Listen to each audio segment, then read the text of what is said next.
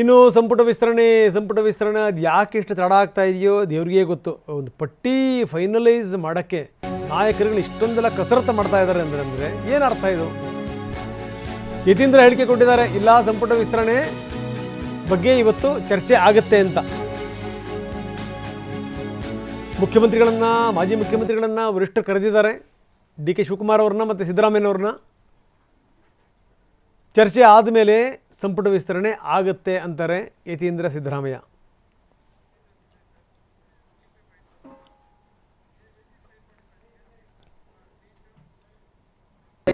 ಸಂಪುಟ ವಿಸ್ತರಣೆ ಇವತ್ತು ನಾಳೆ ಆಗಬಹುದು.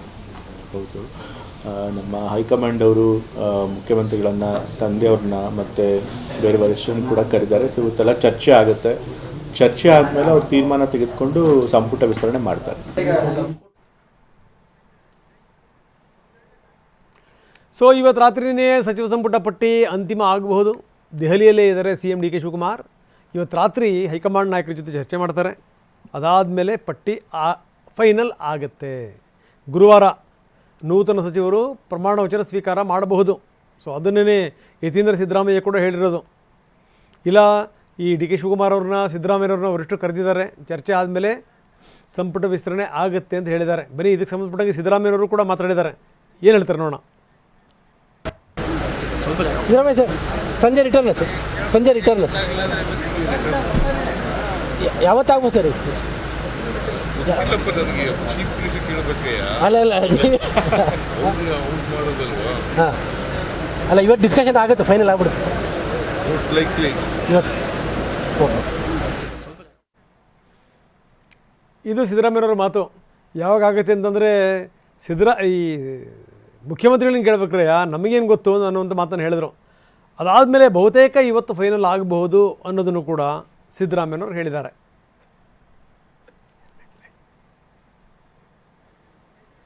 ಇನ್ನು ಸಚಿವ ಸಂಪುಟದ ಬಗ್ಗೆ ಇವತ್ತು ಅಂತಿಮ ತೀರ್ಮಾನ ಆಗೇ ಆಗುತ್ತೆ ಅನ್ನುವಂಥ ವಿಶ್ವಾಸ ಬಾಲಕೃಷ್ಣ ಅವರದ್ದು. ನಾವು ಪ್ರಾರ್ಥನೆ ಮಾಡ್ತಾಯಿದ್ದೀವಿ, ಪ್ರಾರ್ಥನೆ ಫಲಿಸುತ್ತಾ ಇಲ್ವಾ ಅನ್ನೋದು ರಿಸಲ್ಟ್ ಮೇಲೆ ಗೊತ್ತಾಗುತ್ತೆ ಅಂತಾರೆ ಬಾಲಕೃಷ್ಣ.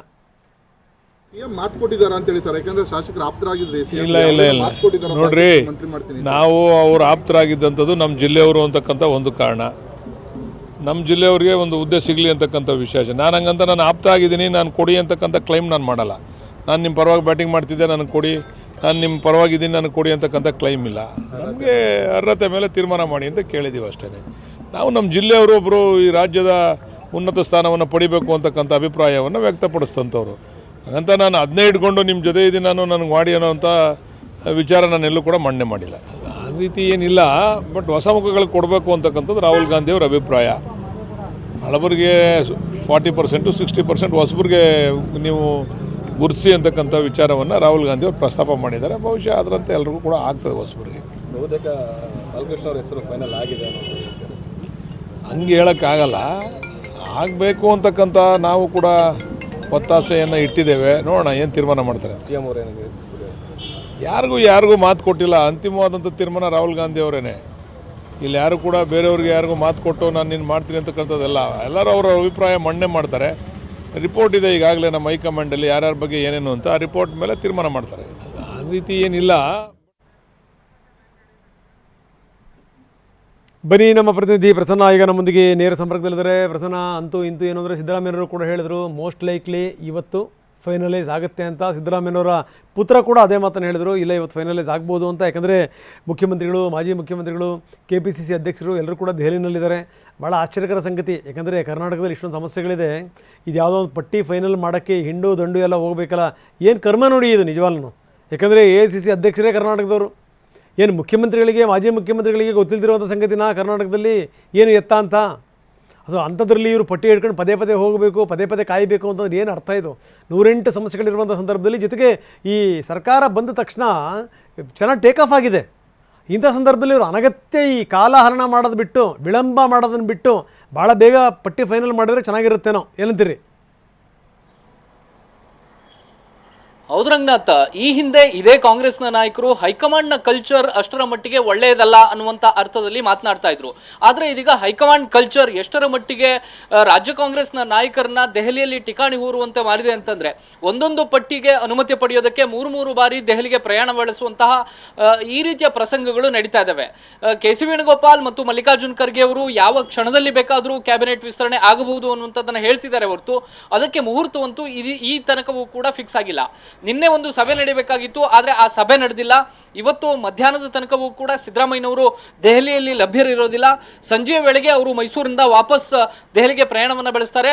ಬಹುತೇಕ ಎಲ್ಲ ನಾಯಕರಿಗೆ ಸದ್ಯಕ್ಕೆ ಇರುವಂತಹ ಪ್ರಾಥಮಿಕ ಮಾಹಿತಿಯ ಪ್ರಕಾರ ರಾತ್ರಿ 8 ಗಂಟೆಗೆ ಒಂದು ಮೀಟಿಂಗ್ ನಡೀಬಹುದು ಅನ್ನುವಂಥ ಮಾಹಿತಿ ಇದೆ. ಅದಾದ ಬಳಿಕ ಒಂದು ಸ್ಪಷ್ಟ ಚಿತ್ರಣ ಸಿಗುವಂತ ಸಾಧ್ಯತೆಗಳಿದ್ದಾವೆ. ಈ ಹಿಂದೆ ಸಿದ್ದರಾಮಯ್ಯನವರ ಪಟ್ಟಿ ಬೇರೆದಾಗಿತ್ತು, ಡಿ.ಕೆ. ಶಿವಕುಮಾರ್ ಅವರ ಅಭಿಪ್ರಾಯ ಬೇರೆದಾಗಿತ್ತು, ಮಲ್ಲಿಕಾರ್ಜುನ್ ಖರ್ಗೆ ಒಂದಷ್ಟು ಅಭಿಪ್ರಾಯವನ್ನು ಹೊಂದಿದ್ರು, ರಾಹುಲ್ ಗಾಂಧಿ ಅವರ ಮಾಹಿತಿಯ ಪ್ರಕಾರ ಅವರೊಂದು ಹೊಸ ಪಟ್ಟಿಯನ್ನ ರೆಡಿ ಮಾಡಿ ಇಟ್ಕೊಂಡಿದ್ರು. ಆದ್ರೆ ಇದೀಗ ಅದಾಗಿ 2 ವಾರಗಳು ಕಳೆದು ಹೋಗಿದೆ. ಈಗ ಎಲ್ಲರೂ ಕೂಡ ಒಂದು ಒಮ್ಮತದ ಅಭಿಪ್ರಾಯಕ್ಕೆ ಬರಬೇಕಾಗುತ್ತೆ. ಸಿದ್ದರಾಮಯ್ಯ ಮತ್ತು ಡಿ.ಕೆ. ಶಿವಕುಮಾರ್ ಒಂದು ಸುತ್ತಿನ ಚರ್ಚೆಯನ್ನು ನಡೆಸಿ ತಮ್ಮ ಬಳಿ ಇದ್ದಂತಹ ಯಾರ್ಯಾರು ಆಕಾಂಕ್ಷಿಗಳ ಪಟ್ಟಿ ಇತ್ತೋ ಅದನ್ನ ಶಾರ್ಟ್ ಲಿಸ್ಟ್ ಮಾಡಿದ್ದಾರೆ. 20 ಸ್ಥಾನಗಳಿಗೆ ಸುಮಾರು 32 ಜನರ ಹೆಸರುಗಳನ್ನ ಶಾರ್ಟ್ ಲಿಸ್ಟ್ ಮಾಡಿಕೊಂಡು ತೆಗೆದುಕೊಂಡು ದೆಹಲಿಗೆ ಹೋಗಿದ್ದಾರೆ. ಅದಕ್ಕೆ ಎಷ್ಟರ ಮಟ್ಟಿಗೆ ರಾಹುಲ್ ಗಾಂಧಿ ಅವರು ಗ್ರೀನ್ ಸಿಗ್ನಲ್ ನ ಕೊಡ್ತಾರೆ ಎನ್ನುವಂಥದ್ದು ಬಹಳ ಇಂಪಾರ್ಟೆಂಟ್ ಆಗುತ್ತೆ. ಅದರ ಆಧಾರದ ಮೇಲೆ ಇವತ್ತು ರಾತ್ರಿಯ ತನಕ ಒಂದು ಸ್ಪಷ್ಟ ಚಿತ್ರಣ ಸಿಗುವಂತ ಸಾಧ್ಯತೆಗಳಿದಾವೆ. ಇವತ್ತು ರಾಹುಲ್ ಗಾಂಧಿ ಅವರು ಅನುಮೋದನೆ ಕೊಟ್ಟರೂ ಕೂಡ ಮತ್ತೆ ರಾಜ್ಯಪಾಲರ ಅನುಪಸ್ಥಿತಿಯ ಕಾರಣಕ್ಕೋಸ್ಕರ ಬಹುತೇಕ ಕ್ಯಾಬಿನೆಟ್ ವಿಸ್ತರಣೆ ಶುಕ್ರವಾರದ ದಿನ ಆಗಬಹುದು ಅಥವಾ ಶನಿವಾರಕ್ಕೆ ಮುಂದೆ ಹೋಗಬಹುದು ಅನ್ನುವಂತ ಲೆಕ್ಕಾಚಾರಗಳು ನಡೀತಾ ಇದ್ದಾವೆ. ಇವತ್ತು ಸಂಜೆ ನಡೆಯುವಂತಹ ಮೀಟಿಂಗ್ ಬಹಳ ಇಂಪಾರ್ಟೆಂಟ್ ಅನ್ನುವಂತ ಚರ್ಚೆಗಳಿದಾವೆ ರಂಗನಾಥ. ಓಕೆ, ಧನ್ಯವಾದ ತಮ್ಮೆಲ್ಲ ಮಾಹಿತಿಗೆ.